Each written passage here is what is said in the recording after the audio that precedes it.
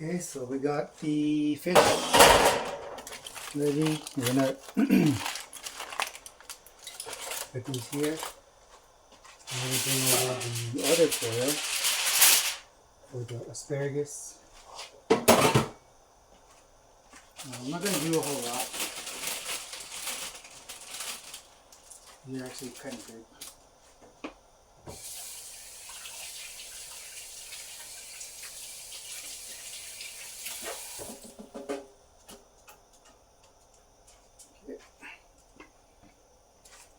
I don't know why some stores have some really giant asparagus like these, and other stores have some really skinny ones.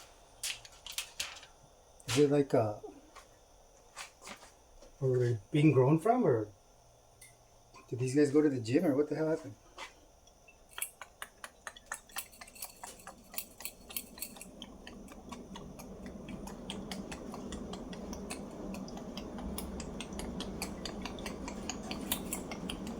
Okay. And